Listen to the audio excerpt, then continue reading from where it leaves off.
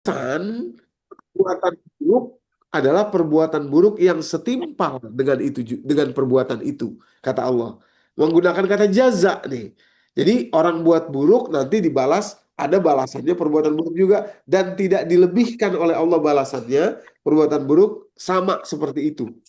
Nah, wa jazaa'u sayyi'atin mithluha. Nah, begitu pula dalam surat Ar-Rahman yang sering kita dengar itu kalimatnya ya. Hal jazaa'ul ihsan illal ihsan. Bukankah balasan perbuatan baik adalah kebaikan juga gitu ya.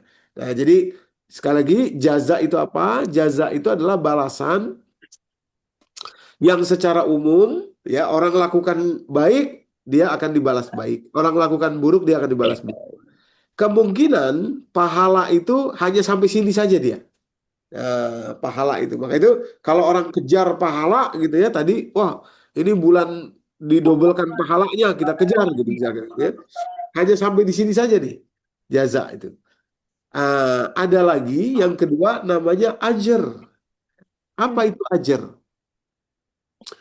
Ajar itu balasan yang didapat oleh seseorang karena melakukan sesuatu dan biasanya didapatkannya itu ada jedanya. Nah, itu ajar. Ajar tuh ada jedanya. Maka itu kalau kalimatnya ajruhum ya, Allah misalkan menjelaskan balasan itu dengan ajar misalnya gitu ya. Itu artinya tuh ada jedanya. Dan jedanya itu paling jauh adalah saat di akhirat nanti. Itu. Ya, contohnya mana? Sama tadi seperti surat Asy-Syura juga. Seperti contoh jaza maksud saya, surat 42 ayat 40 ya. Kalimat Allah kalau kita teruskan di situ, wa jazaa'u sayyi'atin sayyi'atun misluha. Ini jaza tadi secara umum kayak buruk buruk, baik baik gitu ya. Lalu faman afa, adapun orang yang bisa memaafkan kata Allah, wa aslaha dan berbuat baik, fa ajruhu. Nah, ini maka balasannya tadi awalnya jaza, sekarang diganti jadi ajar. Fa ajruhu 'alallah. Balasannya nanti ada di sisi Allah. Maksudnya menggunakan kata ajar ini menunjukkan kepada kita nanti dibalasnya oleh Allah. Nantinya kapan? Macam-macam, bisa berpuluh tahun umpama, atau bisa juga beberapa waktu umpama. Ya, tapi juga sampai yang terpanjang adalah balasannya nanti di akhirat. Akhirat. Ya, itu ajar. Jadi setiap kali ada Allah menggunakan kata ajar, pasti ada jeda waktunya. Ada jeda waktunya. Ya, Bapak Ibu ya. Nah, itu kan nggak ada dalam konsep pahala tadi. Ya, pahala itu apa gitu? Pahala itu mana yang mana dia maksudnya gitu kan? Apakah jaza, apakah ajar? Ya, apakah satu lagi nih, yang satu lagi nih. Yang satu lagi adalah sawab. Nah, Wow. Tawab itu apa? Tawab itu adalah bentuk kebaikan dari perbuatan seorang yang didapatkan double.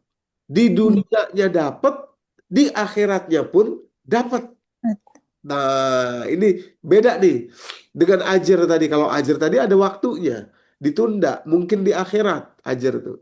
Ya, mungkin di waktu yang lama, sekian puluh tahun umpamanya gitu ya. Tapi thawab dia adalah kebaikan yang didapat sudah mulai di dunia dapat, di akhirat pun dapat balasannya. Itu namanya thawab. Nah, makanya sekali lagi konsep pahala ya sebagaimana tadi karma pala dan pahala dan lain sebagainya itu tidak bisa mencakupi konsep Quran. Balasannya tidak sama, Bapak Ibu, tidak sama. Karena ada ajar, ada sawab yang itu nggak tercakup dalam makna pahala itu apa? Pahala itu, gitu. Jadi konsep Islam tuh lebih detail, ya, lebih jelas karena ada yang jeda waktu, ada yang langsung, ada yang dunia, ada yang akhirat sekaligus dua-duanya. Gitu ya. Dan ada juga balasan perbuatan buruk juga. Namanya jaza. Kalau jaza umum, buruk dan baik pun namanya jaza juga sama gitu ya.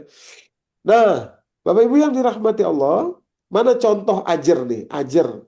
menunjukkan lagi kalau tadi udah surat Asy-Syura, sekarang kita tambah lagi untuk mengetahui bahwa ajar setiap kali digunakan kata ajar tuh artinya di sisi Allah dan nanti gitu, nggak sekarang. Ya terserah Allah kapan ada balasannya buat kita. Contoh surat Al-Ankabut ya ayat 58 nih. Bapak Ibu di layar saya tampilkan. Walazina amanu wa amilus salihat lanubawwi annahum minal jannati ghurafa tajri min tahtihal anharu khalidina fiha Apa itu? ni'ma ajrul amilin. Nah, itu. Hmm. Orang beriman dan beramal soleh kata Allah, kami akan bangun untuk mereka, kami akan buatkan untuk mereka, kami akan tempatkan mereka di satu tempat ghurfah. Ghurfah itu tempat yang apa? Semacam pondokan begitu ya. Ghurfah itu semacam kamar gitu ya. Ghurfah. Tajri min tahtihal anhar mengalir di bawahnya sungai-sungai khalidina fiha mereka abadi di dalamnya. Perhatikan kalimatnya nikma ajrul amilin sebagai balasan yang Allah berikan kepada orang-orang yang beramal soleh. Tapi balasannya nanti di akhirat namanya ajar. Hmm. Nah, itu. Jadi kalau kita umpama gini, Aku diinget no Kak Pia. misalkan gini, ayo kita belajar apa mencari pahala Allah gitu misalnya ya. Cari pahala Allah. Ya, pahala Allah yang mana maksudnya itu? Yang ajar apa yang sawab? Sawab nih, karena nanti ada yang sawab tuh. Yang sawab tuh udah mulai di dunia. Nanti di akhiratnya pun dapat juga. Jadi misalkan gini, wah, kalau gitu saya melakukan yang sawab aja yang banyak. Oh, boleh. Bagus itu. Karena dapatnya mulai di dunia sampai nanti di akhirat. Kalau ajar ya di jeda waktunya. Nah, gitu Bapak Ibu ya. Nah, coba. Sekarang kita ke sawab. Sawab ya. Karena tadi dia cuma 9, maka saya 9 ayat ya, maka saya kompilasikan tuh sudah saya tampilkan di layar. Sawab. Ya, ada 9 ayat yang menyebutkan sawab. Dari 9 itu, kalau Bapak Ibu perhatikan ya, di surat Ali Imran ayat 145 dua kali disebut kata sawab. Nah, dalam ayat itu disebutkan balasan di dunia dan balasan di akhirat. Dapat dua-duanya, dunia dan akhirat. Ya, kalau kita melakukan itu, thawab namanya. Lalu demikian pula surat Ali Imran ayat 148-nya. Di dunia, di akhirat. Ayat 195-nya masih surat Ali Imran juga. Ada di dunianya, ada di akhiratnya. Lalu surat An-Nisa ayat 134. Di dunia dan di akhirat. Surat Al-Kahfi, semuanya di surat Al-Kahfi ada 3 ayat. Ayat 31, ayat 44, ayat 46, semua balasan di akhirat. Thawab, tapi balasan di akhirat. Lalu pada surat Maryam, surat ke-19, itu ya, ayat ke-76, itu balasan dunia dan akhirat juga. Ya. Terakhir ada di surat Al-Qasas, surat 28, ayat 80, balasan dunia dan balasan akhirat. Jadi dari total 9 penyebutan thawab, itu 6 penyebutan itu menunjukkan balasannya mulai sudah ada di dunia ini. Sampai nanti di akhirat pun ada juga. Nah, gitu Bapak Ibu. Ini nggak ada nih di konsep pahala tadi itu nggak ada ini. Nah, makanya kalau kita nyebut pahala ya itu agak beda dengan konsep sebenarnya Quran. Ya karena pahala tadi mengambil dari bahasa Sanskerta, bahasanya Hindu gitu ya. Hmm. Nah, coba kita ambil contoh. Sawab dalam surat Ali Imran tadi ya, Bapak Ibu, sawab dalam surat Ali Imran. Kata Allah begini, ayat 145. Wa ma kana li nafsin an tamuta illa biiznillahi kitaban muajjalah. Seseorang tidak akan wafat, tidak akan meninggal kecuali memang sudah Allah izinkan, sudah ada jadwal antriannya di sebuah kitab namanya kitab muajjalah, kitab ajal. Nah, itu. Hmm. Jadi nggak akan mati seseorang kalau kecuali dengan izin Allah gitu ya. Lalu lanjut kalimatnya dalam ayat itu, wa may yurid thawabad dunya. Nah, ini thawabad dunya. Wa may yurid thawabad dunya nu'tihi minha. Siapa yang kepingin balasan di dunia dalam hidupnya, ya kami kasih, kami beri balasan di dunia. Wa may yurid thawabal akhirah nu'tihi minha. Tapi kalau ada orang yang kepingin balasan di akhirat, kami kasih juga.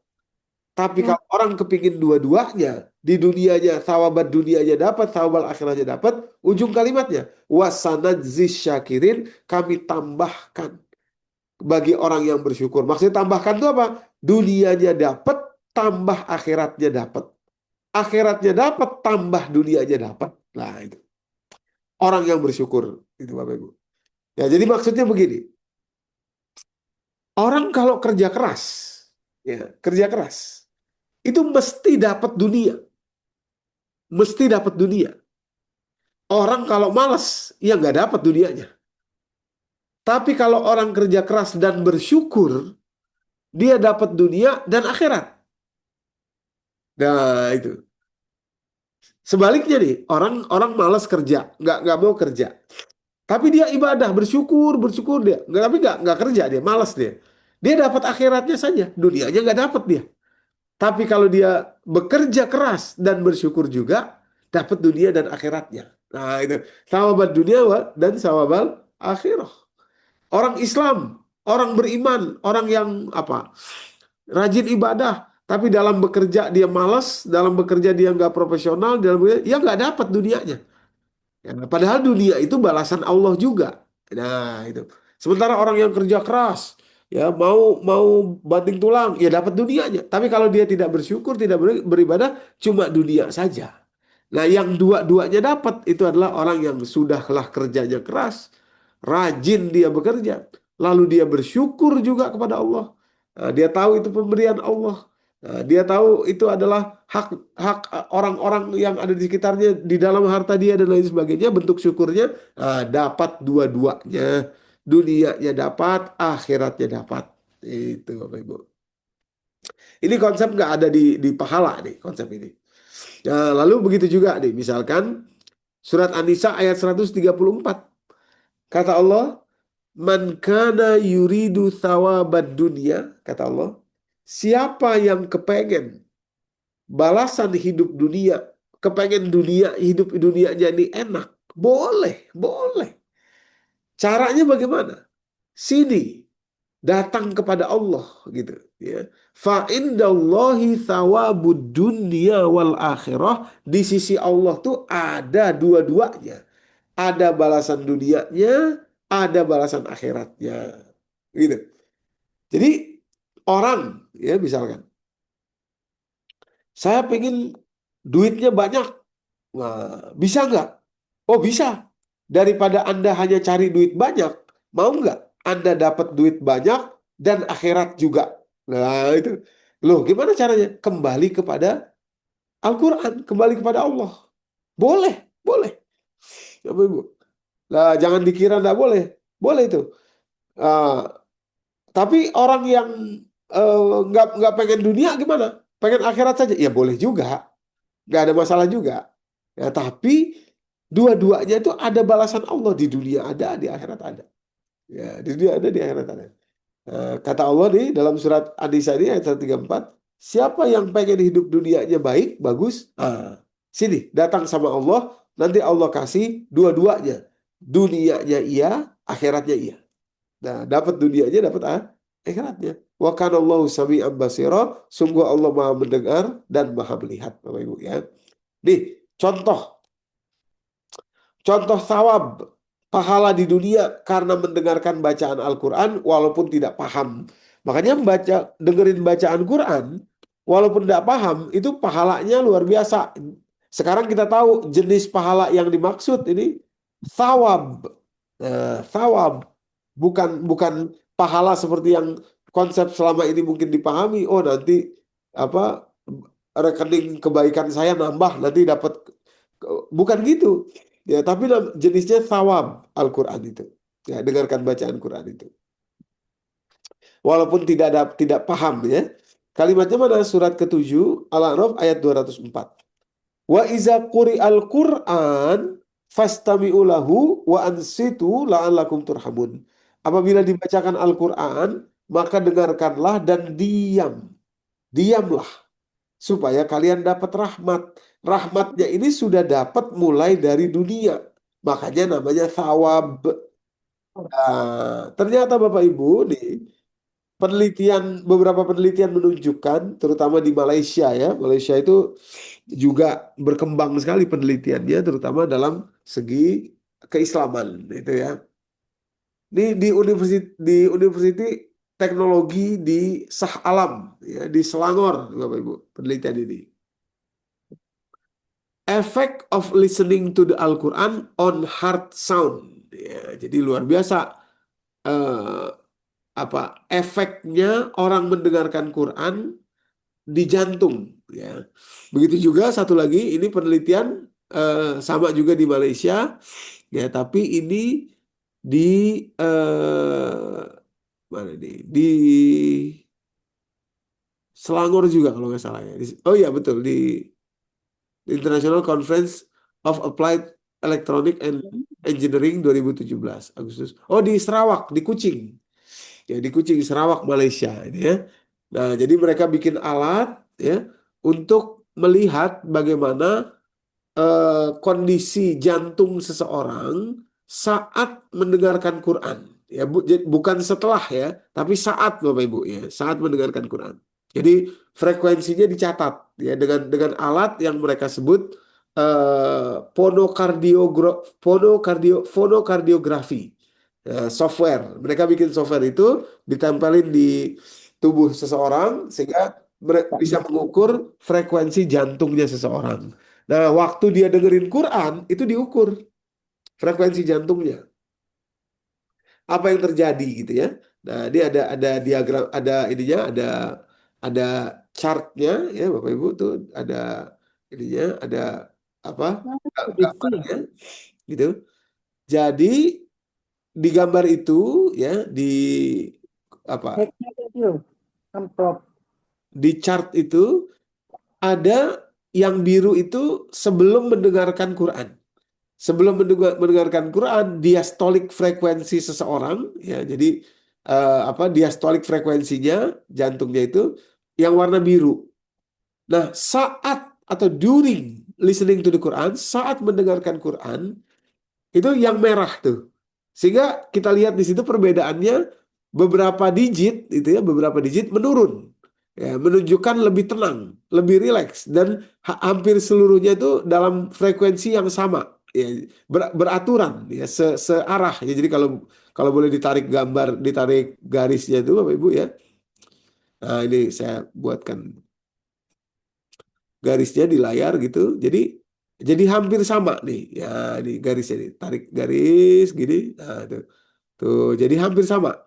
Nah, ini maksudnya frekuensinya.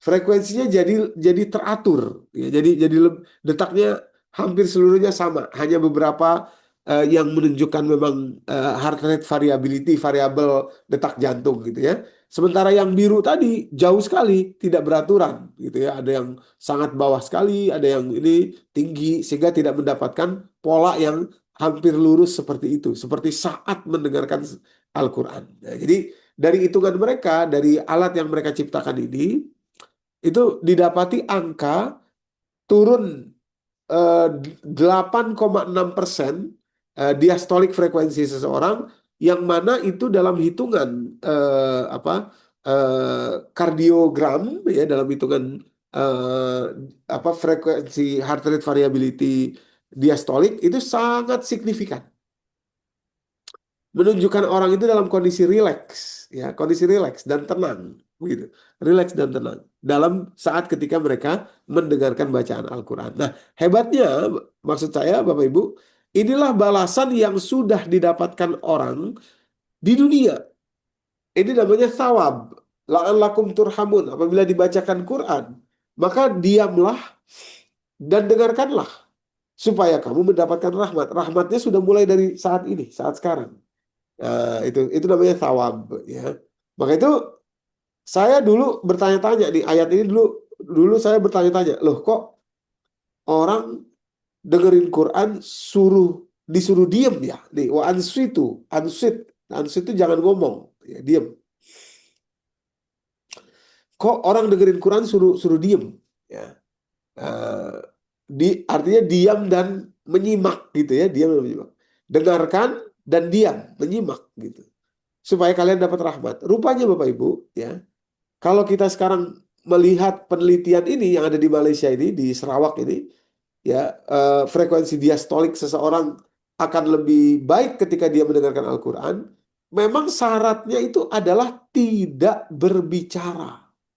Lah ini, rupanya kalau orang berbicara, ini seperti saya sekarang ini, berbicara itu menggerakkan kelenjar nasofaring, kemudian diafragma bergerak juga, dan bolak-balik itu jantungnya berdetaknya itu lebih gitu. Karena ketika seseorang berbicara tuh sebetulnya dia sedang menggerakkan mulai dari kelenjar nasofaring ke diafragma, ya, dan itu membuat apa, jantungnya jadi bergerak.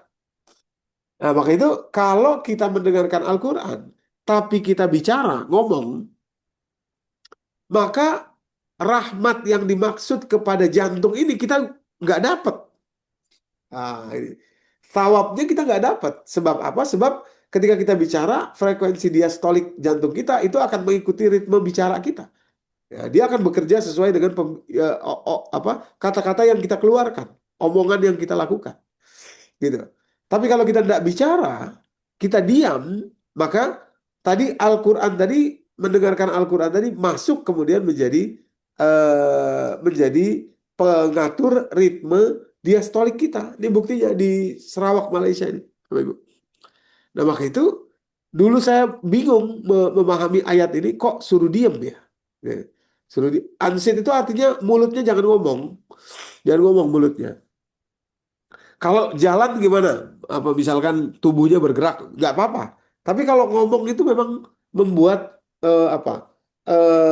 Internal tubuh kita, ya tadi mulai dari kelenjar nasofaring terus ke bawah gitu sampai ke diafragma kita itu bergerak dan itu mengakibatkan apa?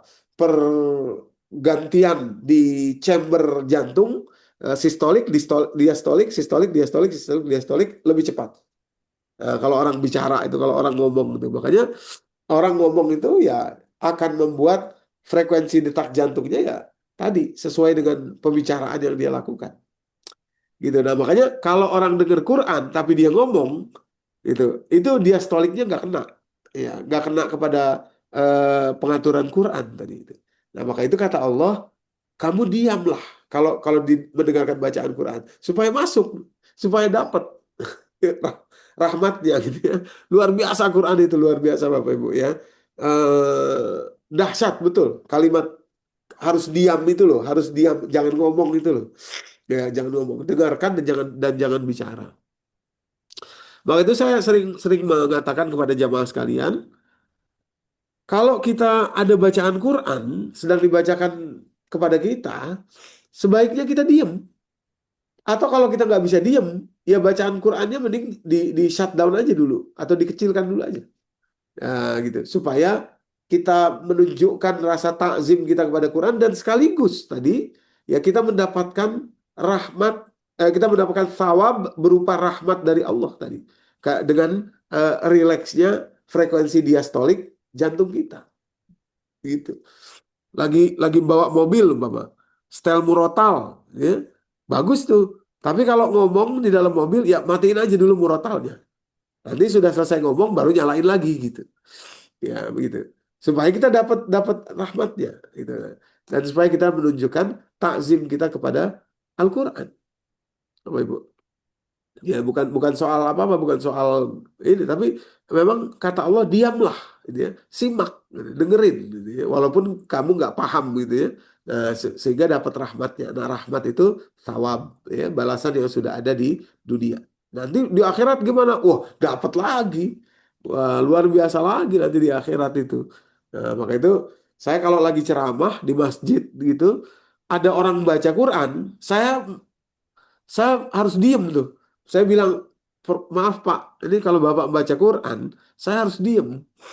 Karena saya diperintah Allah untuk seperti itu. Surat ke-7 ayat 204. Tapi kalau Bapak mau berhenti dulu baca Qurannya, atau baca Qurannya di dalam hati, saya bisa lanjut ngomong nih. Nah, gitu. Nah, sebab apa? Sebab kata Allah, wa iza quri al-Quran, fastami'u lahu wa ansitu. Gitu. Diamlah, gitu ya, dengarkanlah dan perhatikan, diam.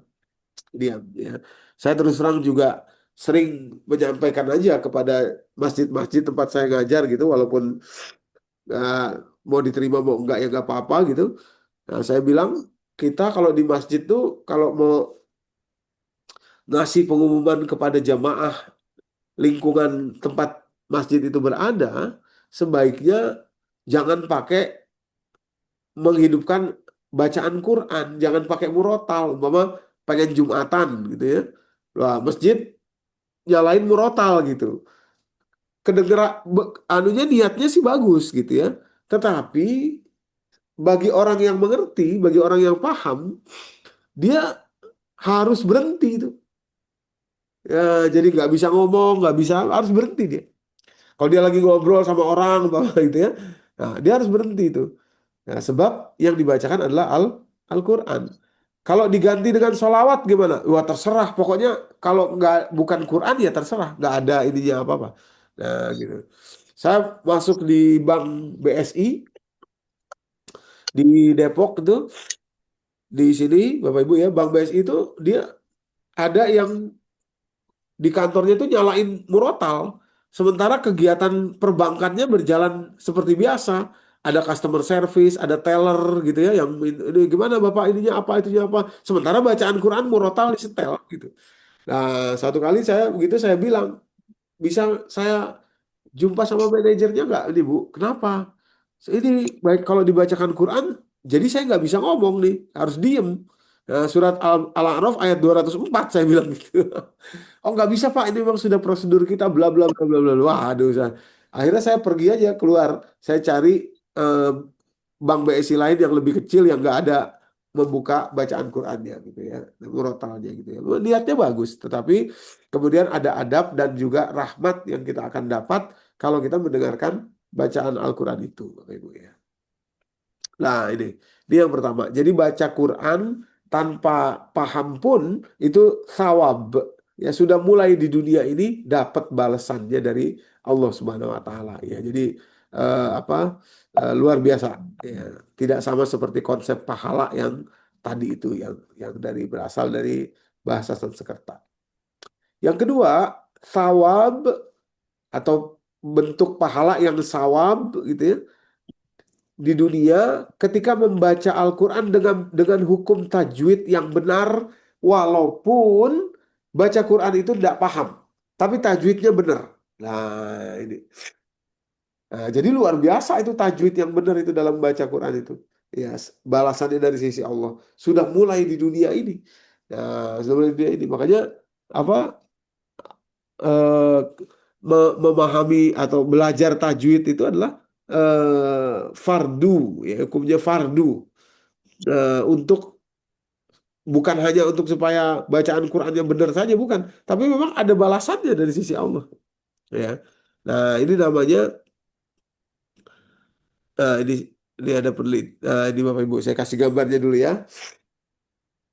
Orang sekarang itu anu kan Pak lagi seneng-senengnya apa yang namanya yoga itu ya, di mana-mana yoga yoga gitu ya. Nah, salah satu yang diajarkan di yoga itu namanya humming. Ya, humming itu ya kamu berdiam gitu terus gini. Gitu ya. Selama 10 detik gitu ya. Nanti bisa meningkatkan nitric oxide. Nitric oxide itu adalah satu senyawa ya yang membuka membuka saluran apa darah kita ya, membuka saluran darah kita. Jadi saluran darah kita tuh jadi lebar ya, jadi lebar. Pembuluh darah kok saluran darah, pembuluh darah ya, pembuluh darah itu kalau ada nitric oxide yang cukup banyak dia akan membuka lebar sehingga membuat kita jadi lebih sehat secara langsung, Bapak Ibu. Nah, nitric oxide itu ketika orang humming tadi itu bahkan hanya 10 detik saja itu meningkat 1.400% nitric oxide-nya. Iya, nitric oxide-nya. Eh, jadi makanya orang sekarang nih rame-rame melakukan humming gitu ya. Humming itu padahal humming itu ya baca Quran itu udah jauh lebih sudah jauh lebih lebih luar biasa. Nah, Itu jauh lebih luar biasa itu. Makanya yoga ini orang sekarang tuh kayak demam gitu ya, demam yoga, mana bayarnya mahal lagi ya, puluhan juta apa segala macam gitu ya. Ini kita sudah punya namanya baca Quran. Walaupun tidak paham, tetap dapat juga thawabnya. Di sisi Allah ini kesehatan nitric oxide kita ini dari bacaan Quran itu luar biasa kalau tajwidnya diikuti gitu. Belum lagi dia membunuh patogen-patogen. Patogen itu ya sel yang bisa membuat kanker, Bapak Ibu ya. Jadi tentu saja meningkatkan flow oksigen ke dalam tubuh gitu ya. Nah, dan memperbaiki sel-sel tubuh kita. Tapi yang luar biasa tuh meningkatkan nitric oxide tadi itu, membuka pembuluh darah. Sehingga pembuluh darah terbuka itu bagus sekali karena dia akan mencapai seluruh bagian tubuh kita, baik yang susah dijangkau maupun yang mudah dijangkau, gitu. Nah, coba kalau kita perhatikan baca Quran dengan tajwid umpamanya ya, berapa banyak kita humming gitu ya, misalkan apa ya ayat jadi yang mudah-mudah aja itu.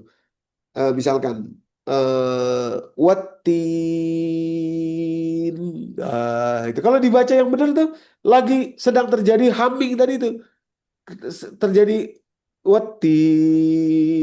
Nah itu di dalam tubuh kita terjadi humming. Eh, Watin wazaitun waturi sinin. Nah, wahazal baladil amin. Laqad khalaqnal insana fi ahsani taqwim. Wah, udah berapa detik itu hummingnya kita tuh. Nah, ikhfa'nya dipakai, idgham bihunahnya dipakai gitu, izharnya nanti dipakai gitu. Eh ya, semuanya dipakai hukum-hukum tajwidnya gitu Bapak Ibu ya. Nah, itu terjadi humming di dalam sistem kita, di dalam tubuh kita ketika membaca Quran gitu. Apalagi ayat-ayat yang tawil, yang panjang gitu ya, surat-surat yang panjang. Alif Lam Mim Sad. Kitabun unzila ilaika fala yakun fi sadrika harajun minhu litunzira bih. Nah, itu surat Al-A'raf tuh. Itu luar biasa betapa banyaknya humming yang kita lakukan kalau kita bacanya betul-betul ikut dengan tajwidnya. Nah, litunzira bihi wa zikra lil mu'minin. Nah, itu. Jadi humming nah, ini ada penelitian ya Bapak Ibu sekarang tuh diteliti nih karena orang betul-betul lagi demam gitu ya, lagi suka banget gitu dengan apa yang namanya yoga itu. Nih, humming ini penelitiannya di apa diterbitkan tahun 2023. Humming ya tadi apa gitu ya itu adalah stress buster ya meredakan stres ya a halter based study to analyze heart rate variability parameter parameter during humming tadi itu lalu physical activity emotional stress dan sleep ya quality sleep. Nah, jadi setelah diteliti humming itu memberikan luar biasa dampak kepada heart rate variability menjadi tenang, kemudian aktivitas fisiknya menjadi lebih lebih sehat, stres emosionalnya juga menjadi rendah dan kualitas tidurnya menjadi lebih baik. Sebab apa? Sebab dia membuka pembuluh darah lewat nitric oxide tadi. Nah, nitric oxide tadi. Nah, orang pada meneliti-meneliti, kita mah udah punya namanya bacaan Quran. Ya, membaca Quran sesuai dengan tajwid. Itu hummingnya berapa banyak tadi? Ya, lagi misalkan Al-Qari'atu mal-Qari'ah. Ya, tuh. Wama. Nah, kalau ikutin tajwid wama adraka mal-Qari'ah. Yauma yakunun nasu kal farashil mabthuth. Nah, itu. Waktu kita dibaca begitu, itu humming mabthus ya. Wa takunul jibalu kal aihnil manfush. Nah, itu. Jadi dampaknya luar biasa. Nah, inilah Bapak Ibu thawab yang Allah berikan ketika kita membaca Quran. Itu thawab. Ya, jadi di akhiratnya gimana nanti? Wah, lebih luar biasa lagi. Ya, di dunianya sudah di dunia saja sudah sudah kita dapatkan apalagi di akhirat nanti. Jadi baca Quran walaupun tidak paham itu thawab. Apalagi paham lah ini. Apalagi paham sudah tajwidnya benar, bacanya oke gitu ya, paham lagi, lah itu luar biasa dapatnya gitu, Bapak Ibu. Ya, nggak paham aja dapat kok sawabnya. Tadi nitrik oxide-nya naik, ya kemudian patogennya banyak yang mati gitu. Heart rate variability jadi baik gitu, sleep quality-nya jadi meningkat dan lain sebagainya gitu ya. Nah, ini kalimat Allah dalam surat Al-Muzammil ayat terakhir ayat 20 tuh menunjukkan kepada kita baca Quran walaupun tidak paham itu lakukan ya. Ya di situ kalimatnya faqra'u ma tayassara minal Quran, bacalah yang mudah bagi kalian dari Al-Quran itu ya gitu ya. Ya, jadi faqra'u ma tayassara minhu, bacalah yang mudah. Ya, termasuk maksud dari mudah itu ya kalau ada bagian dari Al-Quran yang kita belum mengerti maksud ya makna di baliknya ya. Jadi silakan baca ya, tapi kita kita sekarang paham bahwa itu ma- bagian dari thawab, balasan dari sisi Allah walaupun di dunia ya sudah mulai gitu di dunia ini apalagi di akhirat nanti. Nah, ini penelitian yang saya sekarang sedang tampilkan, ini penelitian dilakukan di Indonesia Bapak Ibu ya, di Sriwijaya, di Universitas Sriwijaya. Nah, di Universitas Sriwijaya Fakultas Ilmu Kedokteran ya itu melakukan penelitian, mereka ini beberapa orang mahasiswa ini melakukan penelitian bagaimana bacaan Al-Quran surat Al-Muluk dan surat Al-Hasyr. Bedanya apa? Ya, lupanya luar biasa. Ya, tentu saja karena orang mendengarkan bacaan Quran yang padahal dia nggak paham gitu ya. Tapi surat Al-Hasyr itu, surat Al-Muluk dan surat Al-Hasyr itu secara berbeda bisa menghasilkan obat untuk anxiety yang berbeda gitu. Ya, jadi surat Al-Hasyr itu secara langsung lebih lebih lebih memiliki kekuatan untuk meredakan kecemasan. Ya, itu.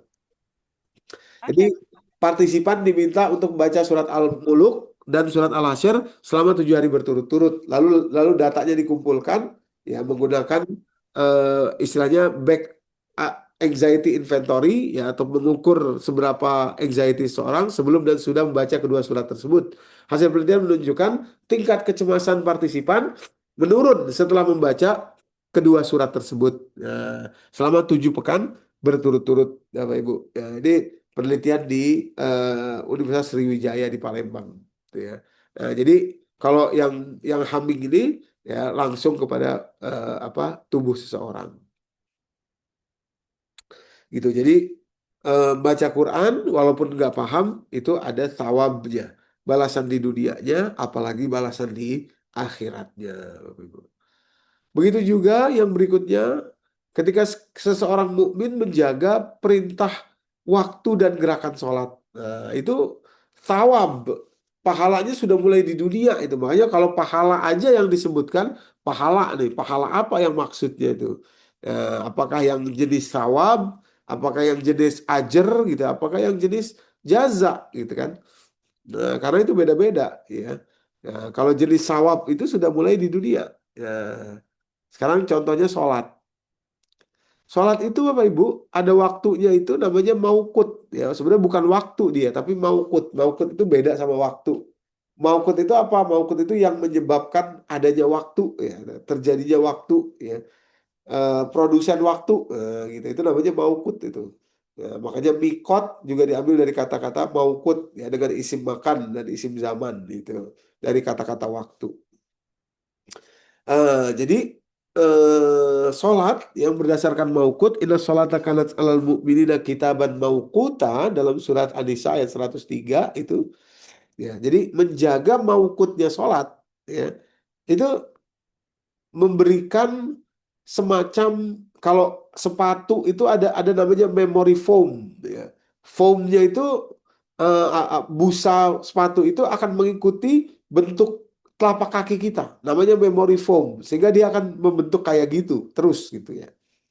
Nah, sholat itu membentuk memori fisiologi maksudnya tubuh kita yang mengikuti ritme sirkadiannya.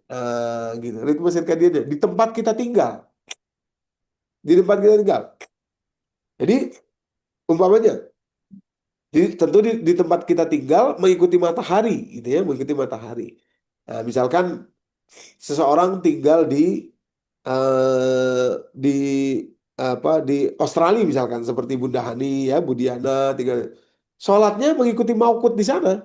Nah, sehingga akan terbentuk memori fisiologis bahwa ya ini berada di tempat yang mataharinya memang seperti itu. Nah, tanpa tanpa disadari nanti itu akan memberikan kekuatan Bapak Ibu kepada tubuh kita saat suprachiasmatic nucleus itu sinkron.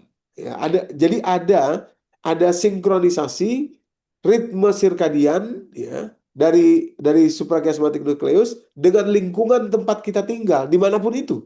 Namanya Zeitgeber namanya Zeitgeber. Nah, itu. Zeitgeber itu adalah ketika tubuh kita ini secara rutin itu kita tanamkan memori fisiologis tentang satu satu satu kegiatan. Nah, makanya itu orang jaga sholat terus, ya.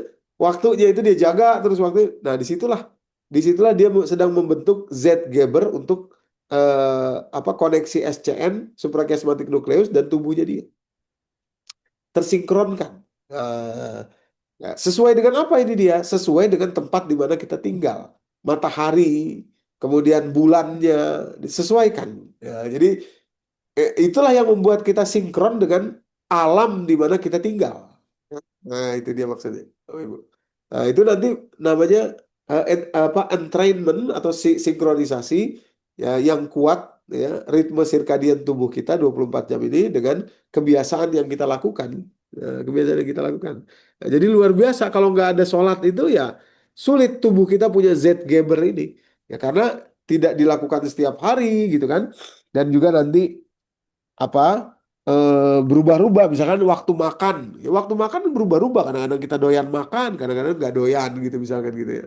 Begitu juga yang lainnya gitu kadang-kadang tidur gitu juga ya mungkin ada sebagian orang yang terus pokoknya setiap jam sekian dia tidur gitu terus menerus sampai puluhan tahun ada juga tapi kan kebanyakan orang nggak gitu juga jadi kadang-kadang selisih jam 2 jam gitu ya 3 jam dari kebiasaannya hari kemarin gitu. Nah kalau sholat kan nggak bisa sebanyak itu selisihnya ya kecuali sholat nggak ada sholat yang sebanyak itu selisihnya kecuali sholat isya kali ya sholat isya bisa panjang gitu. Tapi itu kan dalam waktu malam. Nah, jadi ketika dalam jendela sholat dia sholat orang tersebut sholat apalagi di waktu yang awal awal waktu gitu langsung sholat dan dia lakukan setiap hari sebenarnya dia sedang mencetak memori di dalam circadian rhythm tubuhnya dia Bapak Ibu. Nah, itu makanya saya katakan sawabnya ini ya balasan Allahnya sudah mulai di dunia gitu ya. Jadi kalau orang bilang, "Ah, saya mau cari pahala di sisi Allah, sholat sholat awal waktu." Sebenarnya pahala yang dimaksud itu sawab, karena udah dapat di dunianya, nanti di akhiratnya juga dapat lagi. Jadi tidak cocok kata-kata pahala seperti yang, "Oh nanti dapat ini gitu, dapat poin di sisi Allah." Itu nggak cocok tuh Bapak Ibu. Nah, ini nanti dampaknya nih Bapak Ibu ya, dampaknya nih adalah mengubah, dampaknya mengubah cara kita melihat hubungan kita dengan Allah. Gitu hubungan kita dengan Allah tuh berubah nantinya. Sholat yang awalnya mungkin dikira kewajiban, tuntutan gitu ya, tuntutan harus sholat gitu, harus sholat. Nah, akan berubah tuh ya menjadi kebutuhan ya bahkan menjadi satu suplemen gitu ya, menjadi satu ya hadiah itu hadiah ya karena dia membuat karena dia ada thawabnya, ada balasan di dunianya buat kita. Nah, gitu. Nah, kalau anak-anak kita, cucu-cucu kita dijelaskan hal ini sejak awal gitu, mereka akan tumbuh mengerti bahwa ya sholat itu bukan tuntutan, tapi dia adalah kebutuhan. Dia adalah satu asupan terhadap diri kita yang kita butuhkan, tubuh kita butuhkan, dan memang Allah sediakan. Nah, gitu. Nanti di akhiratnya gimana? Wah, tentu saja di akhirat lebih luar biasa lagi gitu. Nah, kalau ada orang bilang, wah saya mah nggak mengharapkan itu, pokoknya kita di sisi Allah saja nanti lah, buat Allah lah, pokoknya ini. Nah, boleh-boleh saja sih, tapi Allah sudah memberikan itu kepada kita, Bapak Ibu. Jadi apa yang Allah perintahkan pasti baik, gitu ya. Kebaikan sudah mulai dari dunia ini, apa yang Allah larang tuh pasti sudah pasti buruk, gitu. Sudah pasti itu ada. Bukan berarti kalau kita belum tahu sekarang, bukan berarti nggak ada, gitu ya. Dia ada ayatnya surat Al-A'raf. Ibu ya surat Al-A'raf. Ntar saya buka ayat ke 157. Nah, ini ya. Kalimatnya begini, mendefinisikan orang-orang yang mengikuti Nabi Muhammad ya. Allazina yattabi'una rasulan nabiyyal ummiyal lazi yajidunahu maktuban indahum fit Taurati wal Injil. Orang-orang yang mengikuti Nabi yang ummi ya. Yakni yang sudah tertulis namanya di Taurat dan Injil. Nah, apa yang dilakukan Nabi Muhammad ini kepada pengikutnya? Pertama, ya'muruhum bil ma'ruf wa yanhahum 'anil munkar. Mengajak kepada perbuatan baik dan mencegah perbuatan buruk. Yang kedua, wa yuhillu lahumut thayyibat wa yuharrimu 'alaihimul khaba'is. Nabi Muhammad ini menghalalkan illu lahum at-thayyibat. Yang dihalalkan itu pasti baik. Apalagi yang disuruh ya pasti baik, dan yang dilarang itu wa yuharrim, diharamkan itu khaba'is, pasti buruk. Nah jadi kalau kalau kalau disuruh Allah sholat pasti ada kebaikannya, walaupun kita bilang saya nggak mau Pak, soal kebaikan-kebaikan, soal sehat apa nggak mau, saya pokoknya saya ke sisi Allah aja, saya nggak mengharapkan itu loh. Memang Allah sudah sediakan kok. Nah, itu. Allah sudah sediakan. Wa yuhillu lahumut thayyibat. Thayyibat itu kan kebaikan yang ada di dunia ini. Tadi ya. Thawab. Thawab. Di akhiratnya pun dapat juga gitu. Nah, jadi alangkah luar biasanya kalau kita tahu konsep pahala yang bukan cuma satu tadi, bukan cuma pahala saja, tapi ada sawabnya, ya, ada ajarnya, Bapak Ibu ya. Ya, terutama soal sawab ini, ya. Jadi luar biasa dampaknya kepada kita semua. Jadi kalau orang sholat, kayak kalau orang tanya, kenapa kamu sholat di waktu sholat ini, kenapa kamu sholat, kenapa nggak nanti aja umpamanya gitu ya. Di dirapel aja sekalian sholatnya umpamanya gitu ya. Satu kali sholat buat lima waktu ini udah dijadiin satu kali aja gitu ya, biar biar efisien gitu ya.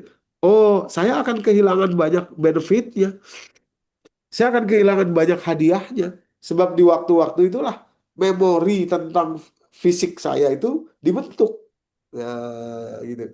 Tentang bagaimana koneksi antara bagian otak suprachiasmatic nucleus saya dan seluruh organ tubuh saya yang diatur oleh suprachiasmatic nucleus itu. SCN tadi itu. Itu. Makanya saya penting untuk sholat di waktu jendela sholat yang diberi ini. Nanti di jendela berikutnya saya sholat lagi. Di jendela berikutnya saya sholat lagi. Ya, untuk membentuk memori di dalam muscle memory ya, di dalam fisiologis tubuh saya. Nah, gitu. Itu balasan Allah namanya thawab, Bapak Ibu ya. Di akhirat nanti, wah lebih luar biasa lagi. Ya, thawabat dunia wal akhirah ya. Jadi sawab jenisnya Bapak Ibu ya. Nah, Bapak Ibu yang dirahmati Allah, ini sekarang sudah jam 5:15. Saya pikir nanti di Surabaya sudah menjelang azan maghrib. Kita sisakan waktu untuk bertanya jawab gitu ya. Mudah-mudahan poin pentingnya bisa dipahami, yakni kata-kata pahala itu sebetulnya bukan dari Al-Quran dan tidak mewakili apa yang kekayaan ya kosakata yang Al-Quran punya balasan Allah kepada kita, yakni ada jaza namanya, ada ajar, ada thawab, terutama yang thawab ini loh ya, balasan yang sudah mulai di dunia dapat sampai di akhirat. Nah, jadi sebenarnya kita tuh dunia hasanat akhirat hasanat tuh itu memang satu rumus yang jelas jelas sekali, itu jelas sekali. Kalau kita lakukan ya kita dapat, ya, dapat dunianya, dapat akhiratnya. Nah, gitu. Nah itu tidak ada tuh dalam konsep pahala tadi itu Bapak Ibu. Ya, ya. Nah mudah-mudahan bisa memberikan penjelasan kepada kita semua. Wabil khusus tadi beberapa contohnya seperti dengerin bacaan Quran, membaca Al-Quran sesuai dengan tajwidnya, dan juga menjaga waktu sholat. Wallahu a'lam bishawab. Saya kembalikan kepada Bu Isna ini. Mungkin kalau ada waktu kita bisa ada berdiskusi tanya jawab. Bila taufik walidayah. Wassalamualaikum warahmatullahi wabarakatuh. Waalaikumsalam. Waalaikumsalam warahmatullahi Warahmatullahi wabarakatuh. wabarakatuh. Monggo Bapak Ibu kalau masih ada pertanyaan, ini pertanyaannya hanya satu karena Saya ini sudah. saya saya Iya, mau tanya Ibu bisa? monggo, monggo Ibu, monggo. Jangan Bu Ya, ada saya. ya. Ustadz, Ya, boleh dimulai. Ustadz, monggo. tadi kalau yang dapat dapat apa ya istilahnya masih pakai pahala ya Ustadz. Kan dapat pahala ada orang terus dia karena dia bersyukur kan dapat lagi dari Allah itu. Ya, Kalau ya, orang itu hadiah dari Allah tadi itu untuk sendiri tidak dibagi orang lain, misalnya dapat hadiah apa rezeki tapi dia nggak langsung untuk sedekah-sedekah nolong-nolong, apa bedanya dengan yang untuk sendiri aja? Atau seperti Ustadz eh, dapat karunia Allah ilmu, terus iya, Ustadz untuk ilmunya sendiri, tapi kan kalau Ustadz kan untuk dakwah langsung ilmu Ustadz yang diberi Allah di apa dibagikan kepada jamaah gitulah. Itu yang bertambah tadi itu bagaimana Ustadz? ya, ya. Kalau orangnya ada yang melebihkan itu gitu. Ya, ya, ya. Ya, menarik sekali Bu Adasa. Terima kasih. Jadi, betul tadi surat Ali Imran 145 ya. Wa may yurid thawabad dunya nu'tihi minha. Ada orang-orang yang cuma dapatnya di dunia saja. Kita lihatlah misalkan orang di Jepang. Wah, orang di Jepang itu pinter-pinter. Terus juga disiplinnya minta ampun. Lah, dapat dia di dunianya. Makanya tempatnya bersih, apa segala macam. Tapi karena dia tidak tahu bahwa itu dari sisi Allah, tidak mensyukuri, tidak kenal Allah, maka dapat dunia saja. Lalu kita lihatlah banyak angka bunuh diri, stres dan lain sebagainya. Nah, itu yang terjadi kalau orang itu dikekep sendirian. Pemberian Allah dikekep sendirian oleh dia. Lama-lama dia bukan awalnya pemberian Allah tuh baik gitu ya. Tapi karena pelit nggak mau dibagi-bagi nanti lama-lama bisa menjadi sesuatu yang mudorot. Harta seorang diberi oleh Allah, itu harus dibagi. Ada hak-haknya, ada takaran ukurannya. Kalau dia tidak mau bagi, wah itu jadi malapetaka buat dia. Padahal awalnya itu adalah pemberian yang baik dari sisi Allah. Ilmu begitu juga. Orang diberi ilmu, ya mesti dibagi. Kalau tidak dibagi disimpan sendirian buat dirinya, pelit sama orang enggak, wah jangan dikasih nanti dia tahu nanti nanti wah, celaka, gitu ya. Celaka. Jadi kalau jawaban jawaban untuk pertanyaan Ibu adalah kalau orang diberi Allah tapi tidak dibagi, yang tadinya awalnya pemberian itu baik bisa jadi celaka. Karena ada hak orang di situ. Tapi kalau dia bagi kepada yang sesuai dengan yang memang diadukan tadi, disuruhnya oleh Allah tadi, bertambah-tambah lagi. Bertambah-tambah lagi. Ya, itu. Kurang lebih begitu, Bu. Ya, terima kasih Ustadz. Terima kasih, Bu. Baik, jazakallah khair Ustaz untuk ilmunya. Tadi sudah dijelaskan lebih dari 200 ayat yang menjelaskan istilah-istilah terkait pahala, ajar, jaza, kemudian tawab. Oh, Ya, wabil khusus Tawab. tadi dijelaskan surat Al-A'raf 204 tentang perintah Allah untuk diam dan memperhatikan saat ayat-ayat Al-Quran dibacakan. Dan ini sudah mendapatkan kecerdasan atau rahmat. Matur nuwun Ustaz, monggo ditutup dengan doa. Ya. Mudah-mudahan ibu-ibu dan bapak yang dirahmati Allah, apa yang kita bahas membuat kita bertambah semangat ya, betapa cintanya Allah sama kita. Ya, balasan Allah tuh jadi gini, kata-kata pahala itu ndak nyukupi, nggak cukup. Ya, karena pahala itu ya dari konsep sebelah, bukan dari kita gitu kan. Kita tuh luar biasa, ada jaza, ada ajar dan ada sawab. Saking cintanya Allah sama Bapak Ibu semua, sama Anda, sama saya. Nggak ngerti aja dibalas juga, diberi juga kebaikan. Apalagi kalau kita sungguh-sungguh tadi memberi dan lain sebagainya. Ya, sama-sama kita tutup dengan membaca doa. Astagfirullahalazim, astagfirullahalazim, astagfirullahalazim. Auzubillahiminasyaitonirrajim. Bismillahirrahmanirrahim. Allahumma arhamna bil Qur'an waj'alhu lana imaman wa nura wa huda wa rahmah. Allahumma zakkirna minhu ma nasina wa 'allimna minhu ma jahilna warzuqna tilawatahu ana al-laili wa atrafan nahar waj'alhu lana hujjatan ya rabbal alamin. Rabbana atina fid dunya hasanah wa fil akhirati hasanah wa qina azabannar. Bifadlika subhana rabbika rabbil izzati amma yasifun wa salamun alal mursalin walhamdulillahi rabbil alamin. Amin. Ya Rabbal Alamin. Subhanaka Allahumma wa bihamdika la ilaha illa anta astaghfiruka wa atubu ilaik. Billahi taufiq wal hidayah. Wassalamualaikum warahmatullahi wabarakatuh. Waalaikumsalam. Terima kasih Warahmatullahi wabarakatuh. Terima kasih Ustaz. Semua. Oh, ya. Assalamualaikum Bapak Ibu semuanya. Ya, Bu Marial, Bu Is, Bu Esti. Assalamualaikum warahmatullahi Waalaikumsalam Jazakallah khair, Ustaz. Selamat menjalankan sholat maghrib di Surabaya. Terima kasih. Sekitarnya ya. Assalamualaikum. Waalaikumsalam warahmatullahi wabarakatuh. Mohon izin ditutup, G. Yes. Yes.